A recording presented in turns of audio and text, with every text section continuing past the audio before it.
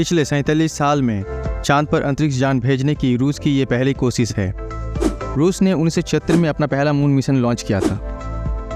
11 अगस्त 2023 को लॉन्च किए गए मिशन के तहत रूस का अंतरिक्ष यान चांद के दक्षिण ध्रुव पर उतरेगा। माना जा रहा है कि यहाँ पानी भी हो सकता है। रूस के मून मिशन से पहले 14 जुलाई को भारत ने चंद्रयान 3 को लॉन्च किया है। चंद्रयान 3 भी चांद की सतह पर उतरेगा।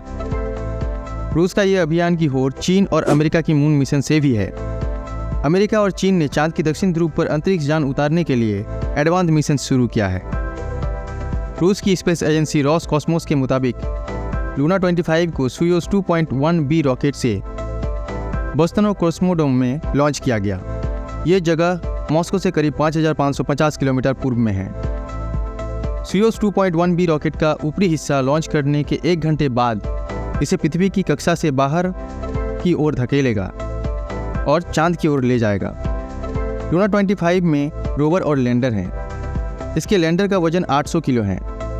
लूना 25 पहले सॉफ्ट लैंडिंग करेगा। इसके बाद ये चांद की मिट्टी के नमूने लेने और इनका विश्लेषण करने का काम करेगा। लंबे समय तक चलने वाली रिसर्च भी करेगा। लूना 25 सोयूज़ 2.1B रॉकेट की मदद से लॉन्च किया गया है। ये 46.3 मीटर लंबा है। 10.3 मीटर व्यास वाला इस रॉकेट का वजन 313 टन है। 4 चरणों के इस रॉकेट ने लूना 25 लैंडर को धरती के बाहर एक गोलाकार कक्ष में छोड़ दिया। चंद्रयान 3 को चांद तक पहुंचने में 40 दिन से ज़्यादा का वक्त क्यों लग रहा है, ये जानने के लिए इस वीडियो में आखिर तक बने रहें। इस तरह की इन्फॉर्मेटिव वीडियो पाने के लिए इस चैनल को लाइक एंड सब्सक्राइब करें और बेल आइकन भी दबाएं ताकि आगे कोई भी वीडियो मिस ना हो। चंद्रयान 3 करीब 40 दिन बाद चंद्रमा की सतह पर उतरेगा, जिसके पीछे कई वजह है। दरअसल चंद्रयान 3 में ईंधन की मात्रा सीमित है और अगर हम सीधे सीधे चंद्रमा पर जाते हैं तो ईंधन का खर्च पूरी तरह से हो जाएगा, जिसके बजाय इसे पृथ्वी के चारों ओर घुमाने के लिए छोड़ दिया गया था। इस दौरान ईंधन का इस्तेमाल बहुत कम हुआ। आसान भाषा में समझें तो यान को पृथ्वी की गति और गुरुत्वाकर्षण की मदद से आगे फेंका गया है, ठीक वैसे ही जैसे एक बॉल को रस्सी से बांधकर तेजी से घुमाते हुए छोड़ देने से आगे जाकर गिरती है। अगर चंद्रयान 3 की ट्रेजेक्टरी को ध्यान से देखें तो 5 बार पृथ्वी की कक्षा में घुमाया गया और हर चक्कर पूरा करने के बाद इसे धीरे धीरे अपनी कक्षा बदलकर बढ़ाया गया ताकि स्पीड बढ़ सके। सही स्पीड मिलने के बाद इसे चांद की ओर भेजा गया है। इस तरह से देखें तो 5 कक्षाएं बदलने में वक्त लगा है। आखिर देरी से लॉन्च होने के बाद भी चंद्रयान 3 से पहले लूना 25 कैसे पहुंच जा रहा है। लूना 25 21 अगस्त को चांद की सतह को छू सकता है। लूना 25 मिशन 11 अगस्त शुक्रवार को सुबह 4 बजे लॉन्च किया गया।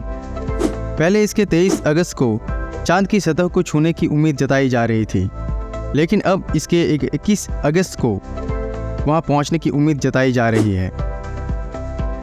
अब सवाल ये है कि आखिर लगभग 1 महीने बाद भी लॉन्च होकर लूना 25 चंद्रयान 3 से पहले चांद की सतह छूने में कैसे कामयाब हो सकता है। लूना 25 मिशन चांद की ओर 5.5 दिन का सफर पूरा करेगा।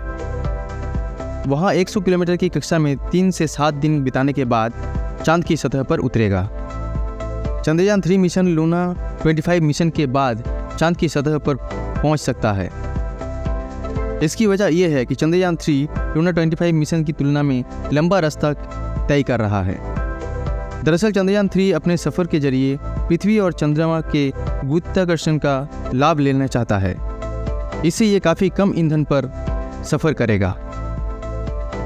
और लूना 25 को देखा जाए तो इसका रॉकेट ज़्यादा बड़ा है और हमारा रॉकेट छोटा है। लिहाजा हमारा रॉकेट चंद्रयान 3 को इतना वेलोसिटी नहीं दे सकता कि वो ज़्यादा रफ्तार से चांद की ओर जा सके। क्योंकि ताकतवर और बड़ा रॉकेट ज़्यादा खर्चीला है, इसलिए भारत ने छोटा रॉकेट के जरिए अपना मकसद साधने का प्लान बनाया। लेकिन बड़ी बात यह है कि भारत ने मौका नहीं गंवाया। इसने अपनी सीमित संसाधनों के बावजूद अपने मिशन को लॉन्च कर दिखाया। ये भारतीय वैज्ञानिकों की उपलब्धि है, जबकि रूस की तुलना में अंतरिक्ष मिशन के मामले में भारत अभी बहुत छोटा खिलाड़ी है। तो क्या हम पीछे रह जाएंगे? ऐसा बिल्कुल भी नहीं है। रूस और भारत दोनों का ही मकसद चंद्रमा के दक्षिणी ध्रुव पर पहुंचना है। यहाँ काम बिना किसी रुकावट के पूरा हो जाए, ये सबसे बड़ी जीत होगी। चांद तक जल्दी पहुंचकर भी अगर रूसी मिशन फेल हो जाता है तो वो उसके लिए बड़ा झटका होगा। चंद्रमा पर जल्दी पहुंचना बड़ी बात नहीं है, वहाँ मिशन को सफलता से लैंड करवाना ही उसकी बड़ी उपलब्धि है। चंद्रयान 3 और लूना 25 दोनों ही मिशन इम्पॉर्टेंट है और दोनों के ही अलग अलग इम्पोर्टेंस है।